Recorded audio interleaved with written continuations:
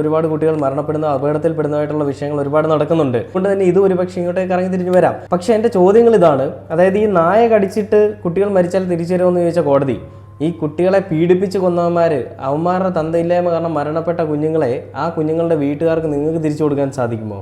അത് സാധിക്കാത്തിടത്തോളം കാലം നിങ്ങൾ ഈ ചോദിക്കുന്ന ചോദ്യത്തിൻ്റെ വാല്യൂ ഇല്ലെന്ന് ഞങ്ങൾ പറയും. സ്നേഹം എന്താണെന്ന് മനുഷ്യൻ കണ്ടുപഠിക്കേണ്ട ഒരു ജീവിയാണ് പട്ടി എന്ന് പറയുന്നത്. ആ പട്ടി കാണിക്കുന്നതിൻ്റെ പാതി സ്നേഹം പോലും മനുഷ്യനോട് സാധിക്കത്തുമില്ല കാണിക്കാൻ. ഇനി ഒട്ടും മനുഷ്യൻ എത്ര ശ്രമിച്ചാലും അതിനോട് സാധിക്കാത്ത രീതിയിലേക്കുള്ളൊരു സ്നേഹമാണ് ആ പട്ടി കാണിക്കുന്നത്. ഇതൊക്കെ കണ്ടു വേണം മനുഷ്യൻ അല്ല കുട്ടികളൊക്കെ പഠിക്കാൻ. അപ്പോൾ അതിനെ ശല്യം ചെയ്തിട്ട് അത് കയറി കടിച്ചു എന്ന് പറയുമ്പോൾ അതിനെ കൊണ്ട് കൊന്നുകളയുക എന്ന് പറയുന്ന രീതിയിലേക്ക് അതിനെ എങ്ങനെയാണ് നമുക്ക് അംഗീകരിക്കാൻ സാധിക്കുക? ഇത് കേരളത്തിൽ വന്നു കഴിഞ്ഞാൽ നമുക്കറിയാം, നമ്മുടെ വഴിയോരങ്ങളിലുള്ള എല്ലാ നായകളെയും പിടിച്ചുകൊണ്ട് പോകുമ്പോൾ അതിനെ ചിലപ്പോൾ ഒരുപക്ഷെ കൊന്നുകളയാം, ഒരുപക്ഷെ അതിനെ ഏതെങ്കിലും രീതിയിൽ എന്തെങ്കിലുമൊക്കെ ചെയ്യാം. അപ്പോൾ ഇതുപോലൊരു സംഭവമാണ് തിരുവനന്തപുരത്ത് നമ്മൾ കഴിഞ്ഞ ദിവസം കണ്ടത് അല്ലേ? ഞാൻ ആദ്യമേ പറഞ്ഞു, ആ വഴിയിൽ കിടന്നുറങ്ങുന്ന ആ പട്ടിയെ ഇവന്മാർ പോയിട്ട് വടി വെച്ചിട്ട് അല്ലെങ്കിൽ ഇരുമ്പ് വടി കൊണ്ട് തലക്കടിച്ച് കൊല്ലുന്നത്.